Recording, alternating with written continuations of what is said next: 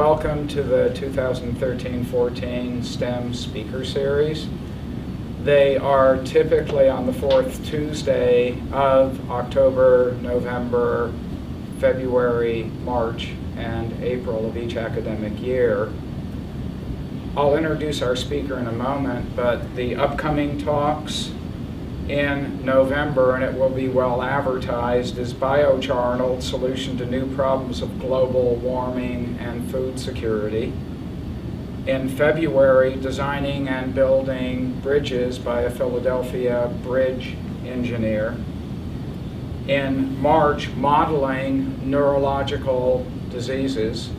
And in April, I'm going to give a talk on Lewis Carroll, Fantasy and Mathematics. So those are our talks for this academic year. I'd like to introduce our speaker. Dr. Andrew Leiberman received his Bachelor of Arts in Psychology from Brandeis University, which makes him a very sensitive, caring dentist. Upon graduation, he returned to New York for a brief stint in the world of investment banking at a major asset management firm in Manhattan. While living in New York, he volunteered on the rescue squad of his hometown fire department, taking a particular interest in trauma and emergency medicine, specifically facial trauma, which led him to return to a program to complete the prerequisite courses needed to apply to dental school.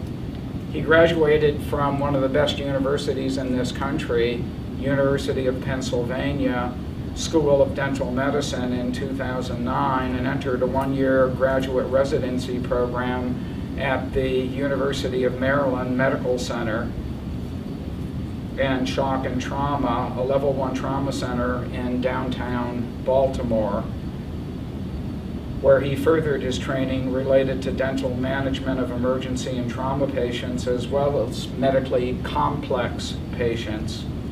While in Baltimore in 2000, he also was privileged to be on the dental staff for the Super Bowl 35 champion Baltimore Ravens. Quite interesting. Dr. Leiberman returned to Philadelphia suburbs in 2001, where he is a partner at Rose Tree Dental Group, which is literally just no more than 10 minutes, if traffic is good, 5 minutes from our campus.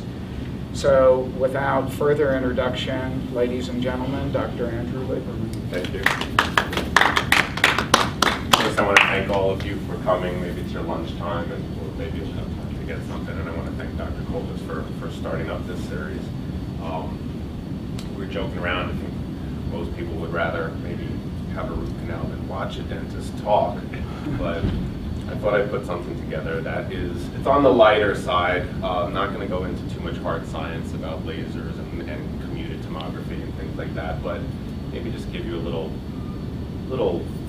view into what's going on in dentistry these days, as you can see by the title. I apologize if there's any audio issues.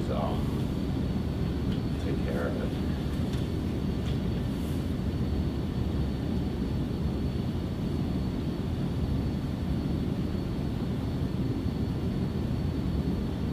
Like Dr. Coltis had mentioned, I'm born and raised in New York and grew up during the dynasty.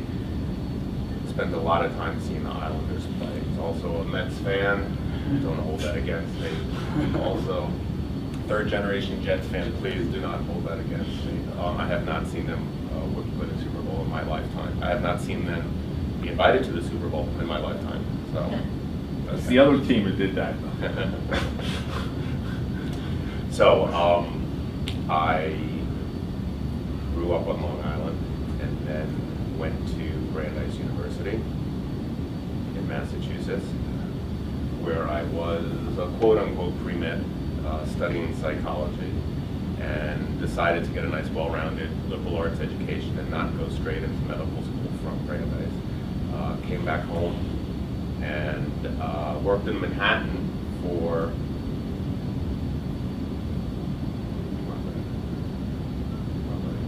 Smith Barney Asset Management. Those of you that remember the old ads, they make money the old-fashioned way, they earn it. And I kind of knew that at that point, I wasn't going to go into finance, and I wasn't going to really be an account manager and not really into finance. Decided to go back to school. I had been in Europe when I graduated from undergraduate. I went backpacking in Europe, and I had taken CPR in high school and all that, and felt that I knew how to rescue somebody if it needed to be done, because I took CPR in high school. Well, I was on a train platform in Belgium, actually, and I saw a conductor fall over, and I froze. I didn't know what to do, and long story short, I think some paramedics or whatever came to the platform and took him away. I really, to this day, don't know what happened, but I realized that that's somebody's father, somebody's son, somebody's husband, and I really don't know what happened to that person, that incident. And I was in Europe, and I had been a pre-med and didn't know how to do CPR, when the critical time came. So I came home upset and decided I would do something about it, and I joined the local fire department and I went up through the ranks there, an EMT, then an AEMT, which is critical care, advanced life support. I put an audio bite in here, because if anyone had fallen asleep by this point, maybe it would wake you up. I also find that most surround sound movies these days have helicopters in them, whether there's helicopters during that time period or not, so it kind of keeps you riveted. I was watching Gladiator the other day, and I think there was a helicopter. Joined the fire department, saw a lot of trauma, a lot of facial trauma, a lot of emergency medicine. Well, I learned how to do CPR, and I learned how to really jump in and start lines and start advanced life support, and got my feet on the ground and figured that I was comfortable with trauma and emergency situations, and maybe it's time to go back to school and perhaps pursue medicine and or facial trauma.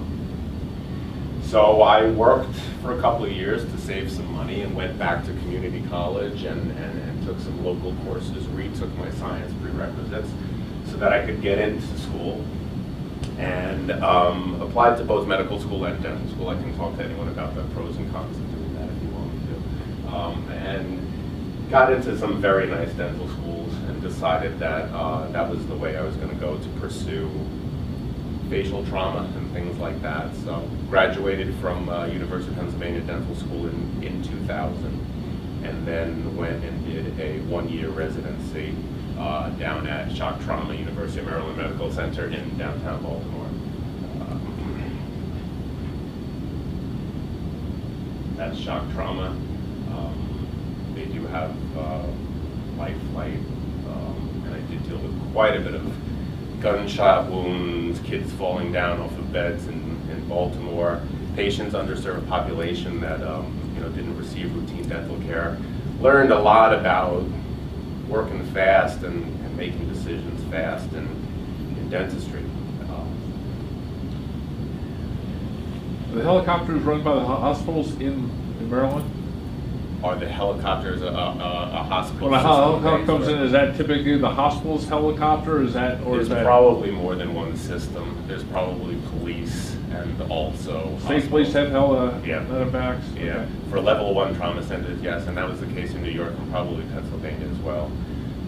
While I was there, part of my residency, and dentists do residencies after graduation from school. Not all of them, but it is an option or a specialty. I was on the team of dentists that handled the Baltimore Ravens dental needs during the year 2000. I actually lived with some of them in my apartment complex, some of the rookies who didn't have enough money to live anywhere else, and got to work on some of the Ravens, and they went on to win the Super Bowl. And while I was there, I met my woman who would be my wife. We moved back up to the Philadelphia area, and I've been here ever since. Those winters. This is last week at Leiberman. So I live here in Broomall, not too far. So that's a little bit about me. Dentists, what do we do all day? Well, we know that people don't like going to the dentist. I really don't know why. I like being there. but we know most people would rather have their taxes done. Most people would rather just do just about anything to go to the dentist. And there's a lot of bad rap in Hollywood, but I think it's a pretty nice day where I'm at. I'd just like to open wide, sir. Yeah, don't try and talk when my hands are in your mouth, sir. Now, my wife and I are thinking of going abroad this year. Dudley, she's got a family in the zoo up there. You've got kids? Please don't talk when my hands are in your mouth, sir. Do the filling here, actually, at the back. Is it mainly bananas you eat? I won't tell you again, sir. Please don't try and speak when I'm working inside your mouth. Right, I'm just going to check a little taste. That's not bad, actually. You know what's done? Just need to smell your breath. Oh, that's great.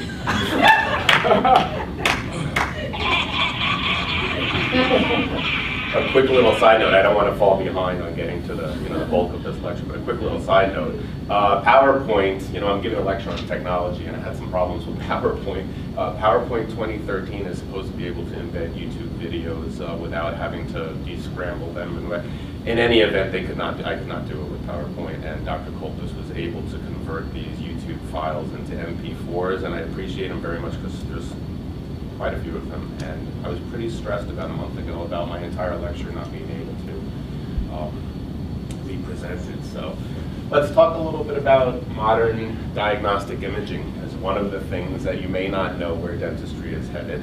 I'm sure you're all familiar with analog X-ray systems. Most of you probably have had these done with those painful films in your mouth, and the doctor holds it up to the light and looks at it and tells you you've got a problem. You can't see a thing that he's seeing, but you believe him.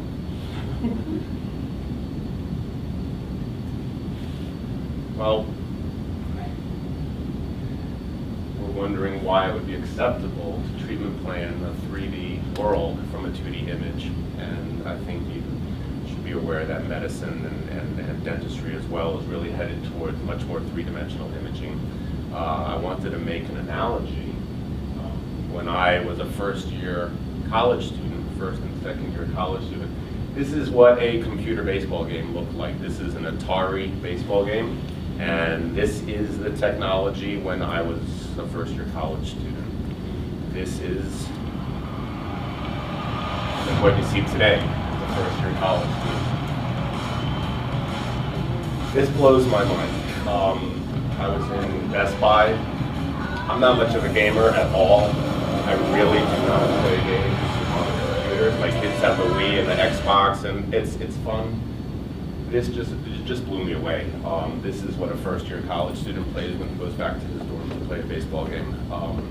So I think the analogy there is that it's a 3D world, and imaging and computerized imaging is far beyond what it used to be. You can't treat what you can't see, what you can't diagnose. You can't diagnose what you can't see. On the left, you see a standard panoramic film. On the right, you see the CT scan, which is available in many offices today, including mine. The goal is to limit radiation and to gain the most diagnostic information possible. There are, I guess, concerns out there about the amount of radiation from CT scans that are being used on kids in orthodontics and things like that. I'm not going to go into the statistics and the numbers, but the radiation is becoming either equivalent or less than analog radiation techniques. So we've come a long way in that respect as well. In my practice, I do have a CT scan in my practice, which produces scans of with less radiation than a standard panoramic film. These are some of the indications for computed tomography, implant studies, digital models. I'm going to talk a little bit about CAD/CAM, computer-assisted manufacturing and design, and digital models. It's really just unbelievable the way the technology is headed. Airway studies, sleep studies, patients that have sleep apnea and snoring issues, we can study their airway and and manage it that way. So these are some images of CT scans. And these were all taken in my office, just down the road. This is not done in a hospital. This is not done at some laboratory.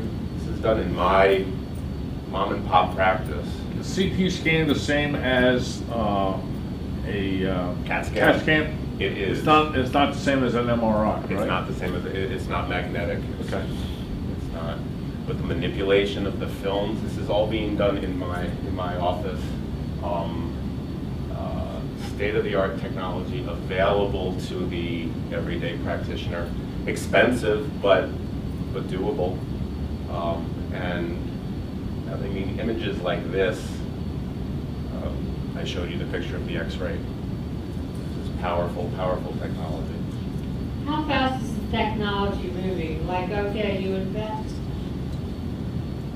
maybe millions in the machine this year. When would you expect that to be outdated? That's a great question. A lot of times, we purchase support or updates. It's a tough situation because the technology is moving so fast. You see when you buy a laptop or you buy a tablet, 2 years later, it's antiquated technology. The digital radiographs that we take, we've only had them for about 2 or 3 years in my practice. There's no turning back. And as it gets better, it's part of the cost of doing business. You just have to keep up with it, but it's certainly an issue. So far you've just updated software and support. You haven't had to buy an entire unit. We did. I mean, Did you really? Yeah, the X-ray heads are the same X-ray heads, but the sensors that capture the images, we purchased those about 2 or 3 years ago. In my practice, it was a 6-figure purchase. Okay. 6-figure purchase for the digital X-rays, and then the CT scan that we have in my office was another 6-figure purchase.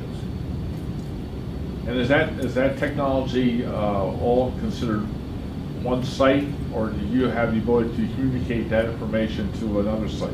Yes, this communication is transferable the same way you would send a memo anywhere in the world. Okay. When we take a CT scan that involves the head, we need to have it read by a radiologist for pathology. All right. We just email it to Temple. I could email it to Japan. Okay. I could, Okay. I could email it to a lab and have them make me a stent or anything like that. So that's tomography and where diagnostic imaging is gone. Let's talk a little bit about lasers in dentistry.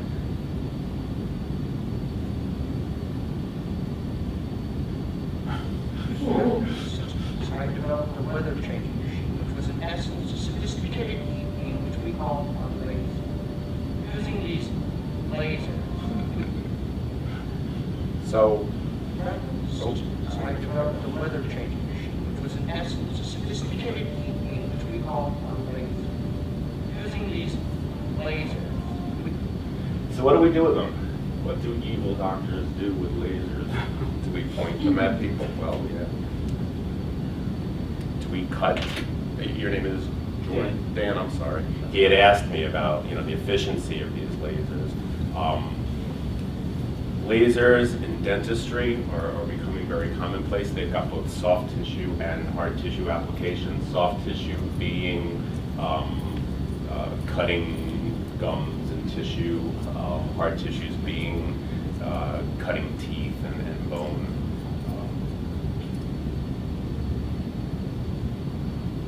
So we can take biopsies, we can contour tissue, we can cut tissue. Bacteria elimination, the laser ablates bacteria, basically eliminating 100% of bacteria in the field. And things like ulcers, patient comes in with a cold sore, it can be basically obliterated in office. A I'll talk a little bit about pain-free versus is this stuff, is this any more painful or not painful? Cauterization and hemorrhage control. Again, going back to what Dan had asked, it was Dan, right? The efficiency of using lasers versus scalpels or drills. It's debatable in some circles as to whether or not you're going to get cleaner margins and more predictable outcomes. Generally, it's viewed that we get a more predictable outcome with the laser, and we kind of know immediately what our margins look like versus a scalpel where you need a couple of weeks of healing. Less inflammation means less pain post-operatively in most cases. Hard tissue applications, detection of cavities.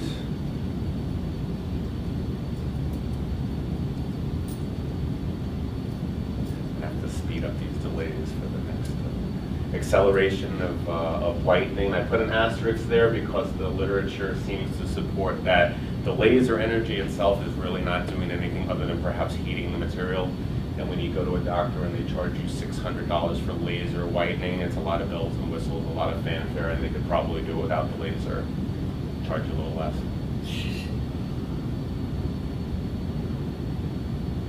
Curing of filling materials, also an asterisk there, because really, when you see the patient, when you see the doctor doing the white fillings in your mouth and they come at you with that blue light, that's visible wavelength light. That blue light, that's not laser energy.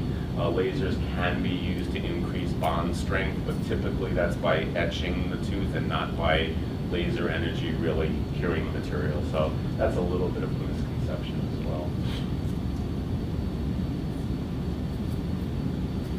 And removal of tooth structure and or bone. Lasers can be used to cut tooth, can be used to cut bone.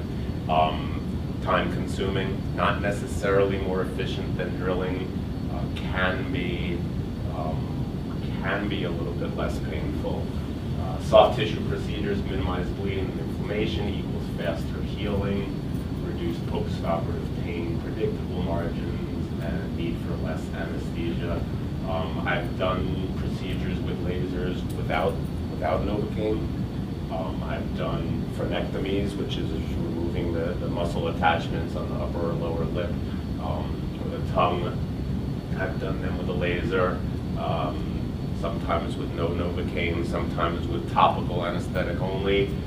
Sometimes the patient kind of wanted some Novocaine, and you learn from those things. Again, elimination of bacteria and perhaps reduced anxiety as well. Do you find it's like a generation issue out of dental school, where you have the dentists coming out of dental school, they're more acclimated toward the technology, whereas the older dentist is not, so it's going to be a generational issue? Yes, and the younger dentists, they want it. They want to come into an office and see technology. They do not want to walk into an office and be offered a job using antiquated technology. They know how to do these procedures, and they're disappointed if it's not there. The older guys, I mean, the whole you can't teach an old dog new tricks, they're afraid of some of the technology, but a lot of us kind of enjoy the variety. These methods don't find decay that's located inside the tooth. So we add Diagnodent to help us discover this hidden decay. The light probe scans your teeth with harmless pulses of laser light.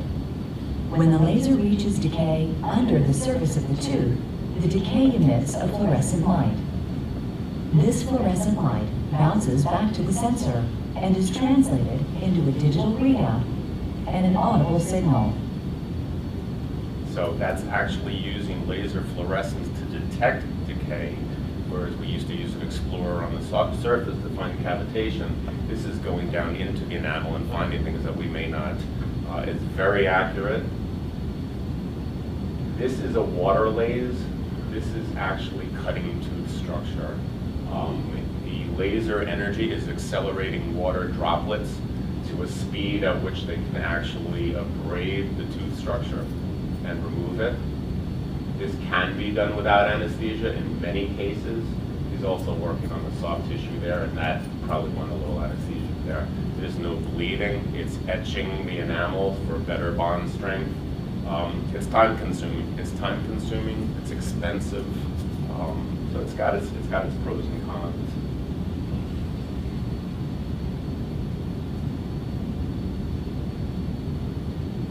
So I discussed some of the myth versus fact. You see the commercials, you've probably seen billboards, no needles, no drilling, no pain.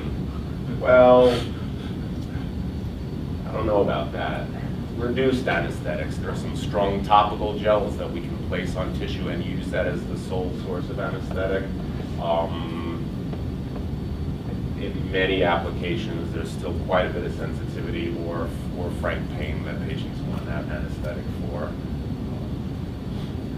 Time-consuming, may require traditional drill for refinement. To cut certain cavity preps or crowns or things, it would take a very long time to use a laser to do that. But again, the research and development is going into this. So in 15 years, I'm sure this will be standard. So the pain is really not an absolute statement there. Any questions about the hard and soft tissue lasers before I go on to computer-assisted design and manufacturing? This is, You said you'd cut a tooth for more adhesion. yes.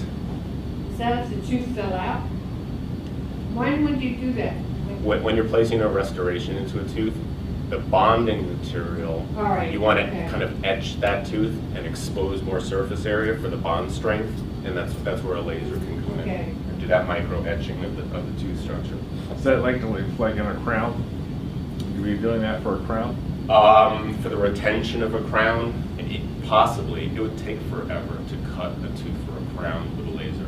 Okay. That filling that I showed you, where they were removing the filling, now you're going to put a bonded restoration in there. The way that works is that resin tags get themselves into the tubules of the tooth and lock in there. Using the laser, you're etching that surface, exposing more tubules, increasing the surface area for bond strength. The crown really is adhesives. You know, we're getting better at gluing things on too. So I didn't put that into my lecture. But computer-assisted design and computer-assisted manufacturing. This is a very interesting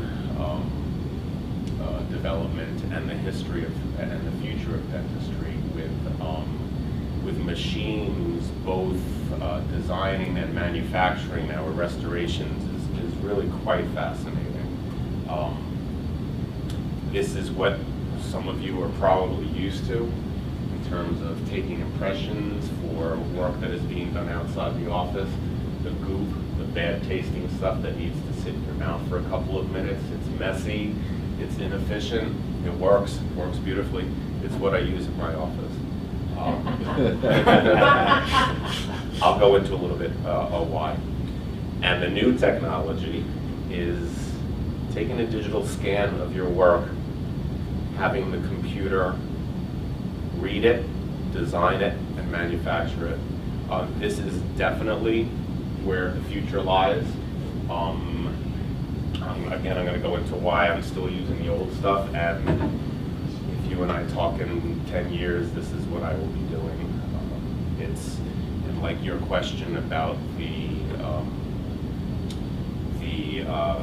imaging, being able to send those out in terms of emails and all, this can be sent upstairs. It could be sent to Japan in seconds. That's the world we live in now. So, I mean, the other side of that would be if you send that to a company that makes the tooth, comes back, they have to have the same a quasi facility that accepts that image, yes, and then does that and then yes, ships it back to you. You either have an on-site facility that is integrated with you and they produce the work, or you send it cross-state, cross-country, cross-continent. Right. They have the milling equipment and then they send it back to you.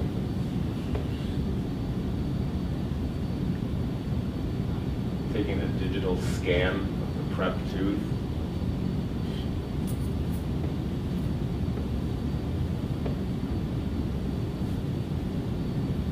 Manipulating it on the computer and defining your margins, modifying, refining. Obviously, the refining has to go back into the mouth to do the refining, but planning the design of your case,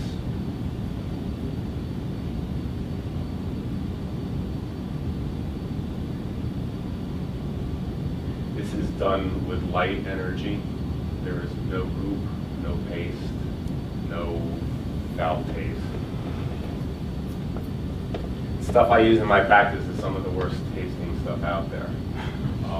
We've tried, they make stuff that's cherry and berry and mint and chocolate and vanilla. It's not as accurate. So we go back to the purple stuff, which tastes terrible. Why they can't throw some mint in there or some orange in there is beyond me. We've asked.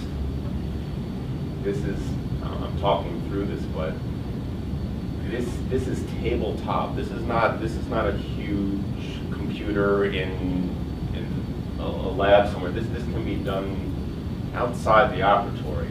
This is a small unit. It is fabricating the work from the computer.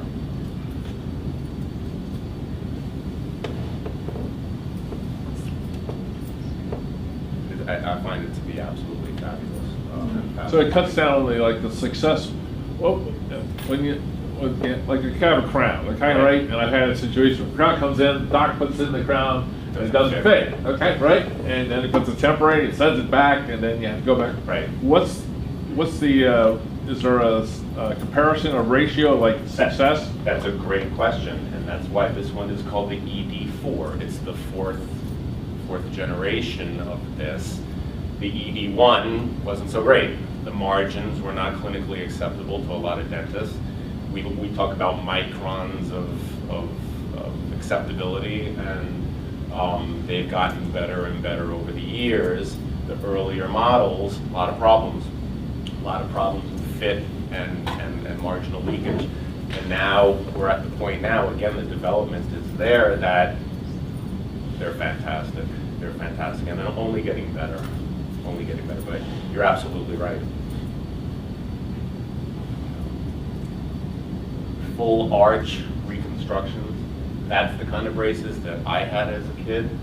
That's the kind of braces that most of you are probably familiar with. You know that there's Invisalign now, which are clear shells. Now, typically, the last few years, even for Invisalign, you take those goop impressions, that runny stuff, it's 4 minutes in the mouth, and we send those and make plaster models. It's being done digitally now. Digital scanning of the entire mouth.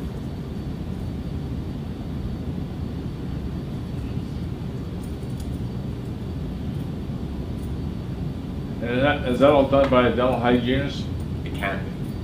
It can be done by a hygienist. It can be done by a dental assistant. In Pennsylvania, we have expanded function dental assistants who have a little bit more training to be able to do some of their own things. So will Invisalign be more better as a dentist? Which one would you prefer, regular braces compared to? Good question. I think Invisalign is working better than they ever expected it to. Initially, they thought it was for relatively simple cases that, kind of minor orthodontics, and they've learned that they can do major orthodontics with Invisalign, major corrections. And again, that's just getting better and better. And orthodontists will probably tell you in terms of refinement, they can do more fine tuning with braces.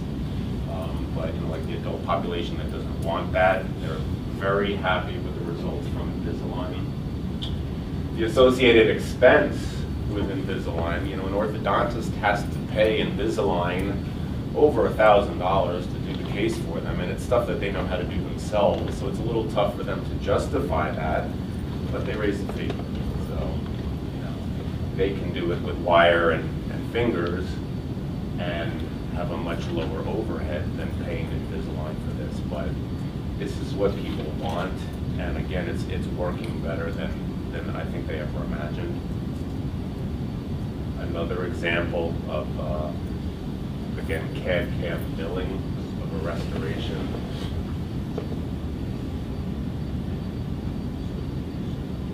There it is. Audio. I don't think it's important.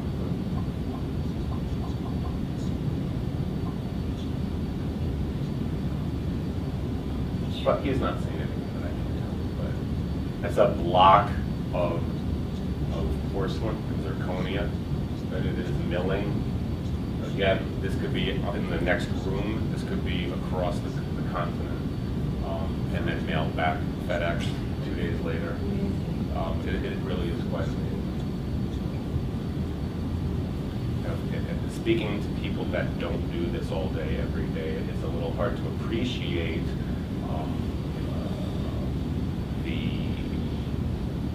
the old versus new in this type of situation. What we all were trained to do and spend a lot of hours doing it. Advantages, time saving, increased productivity, lower lab fees, lower disposable supply costs, and accuracy, like you asked, accuracy approaching or exceeding conventional techniques. Then there's the question, at what price, you know, and this is something that means a lot to me, and you know the story of Paul Bunyan. Being replaced by the chainsaw. You cut so many trees down with an axe. Chainsaw can do it a whole lot faster and perhaps cheaper also, but there is a human element to all of this as well. In my office, I do have a lab upstairs where this is still being done by hand. He's adding porcelain onto crowns by hand. This is not computer, you know, build. And that's my lab guy who sits upstairs and does this for a living and sent 4 kids to medical school by doing this. So there is a human component to this, which is why we still do this in my practice. If and when he decides to retire, he will either be replaced by another human being or perhaps by a machine at that point. I read a book, How the Digital Revolution is Accelerating Innovation, Driving Productivity, and Irreversibly Transforming Employment and the Economy. Basically, artificial intelligence and its effect on laborers and the workforce. Do you find that the insurance companies and the financial world, okay, for dental insurance, accept this, or do they still have certain standards for The insurance old way, company, or, you know? The insurance companies don't really care how we do things.